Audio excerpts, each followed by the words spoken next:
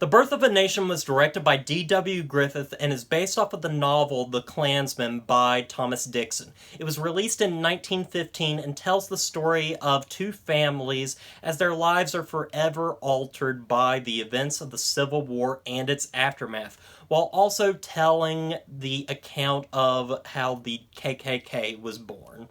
It's no secret to anyone that The Birth of a Nation is one of the most controversial films of all time, and rightly so. It's seen as both a masterpiece of filmmaking with its epic scale, 3-hour runtime, battle scenes, technical achievements, and so on.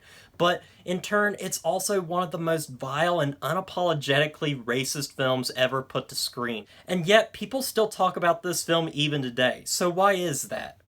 Just a quick Google search will show you that The Birth of a Nation, by many film critics and film historians, is put up there as one of the greatest films ever made, the most important, the most influential, and in a lot of ways, it's all those things. However, it's hard to talk about this film's technical achievements without discussing the elephant in the room, and that is the racism present throughout its 3-hour plus runtime.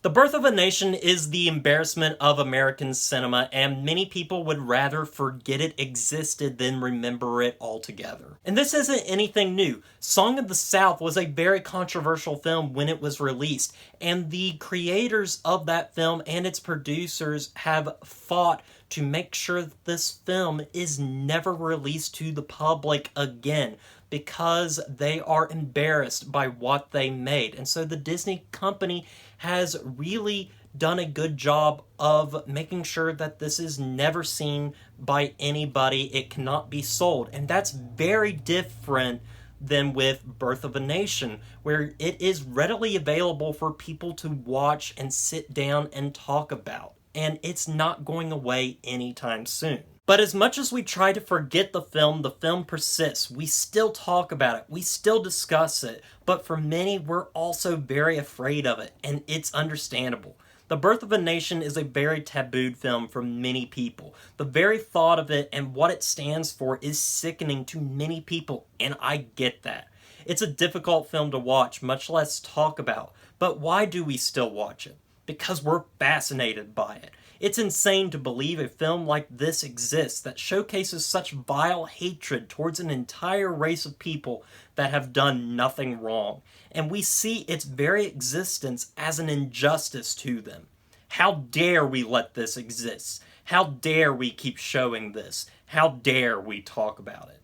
But it should be talked about. Like any other film, it's worth discussing and dissecting, and that's what the goal of this video is. The Birth of a Nation is a film I have struggled with for a few years now, and at the time of this video, I've seen the film at least 5 times, and I find myself constantly coming back to it. Why is that? Well, to put it simply, I just find it fascinating.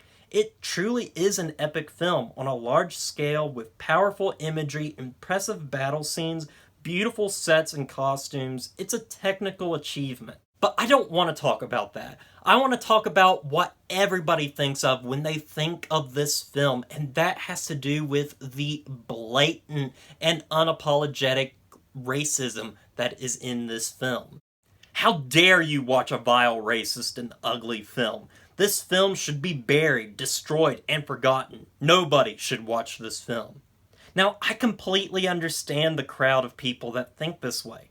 They have every right to think of this film in that way, and I agree with them. The film is vile and racist and ugly, but I'd argue it shouldn't be buried and destroyed nor forgotten. It should be remembered for what it is, a groundbreaking, impressive picture by one of film's most important early filmmakers. But it should also be remembered for its racism and inaccurate depictions of African Americans during Reconstruction by a filmmaker who was by all accounts a racist. People are afraid of this film, and I think I know why. We don't want to live with the fact that this film was made and was financially successful. We don't want to live with the fact that this film was responsible for the reemergence of the KKK. So for many, it's better to forget it and demean it, but that doesn't solve the problem. By forgetting Birth of a Nation, we're afraid to confront our own past mistakes, and would rather just ignore it, and to me, that's just wrong. By condemning The Birth of a Nation, by choosing to forget it, we aren't fighting back against racism. We're ignoring racism, and that's why The Birth of a Nation should be remembered. The Birth of a Nation is a part of history that we cannot and should not forget, much like we cannot and should not forget about slavery. It should stay as a reminder of the mistakes we've made and how we can learn from those mistakes to create a better future. Director Spike Lee will not forget The Birth of a Nation. His 2018 film BlacKkKlansman includes a very disturbing scene later in the film where new Ku Klux Klan members are shown the birth of a nation. Lee could have easily not have shown this scene, but he wants us to remember it and confront it, because only by confronting the past can we conquer it. This wasn't the first time Spike Lee has had an encounter with this film. During his years at NYU, he was subjugated to watching the film, but everyone talked about the innovations of the film and ignored the racism and the violent history that erupted from the emergence of the film. And now even Spike Lee himself shows his students the film in his classes. The Birth of a Nation needs to be watched. It needs to be remembered and discussed. We shouldn't ignore it, because if we do, we're not learning from it. The Birth of a Nation is a racist film. It's one of the greatest propaganda pieces ever made, and there's a reason we're still talking about it today, because we're still dealing with its impact. But luckily, we have had brilliant filmmakers that have come along to counteract against the racism. The earliest surviving film by an African American, 1920s Within Our Gates, was an answer to The Birth of a Nation, as is BlacKkKlansman. To conclude, The Birth of a Nation needs to be remembered. It's a technical achievement and a racist film that we are still struggling to deal with even 100 years after the release of the film.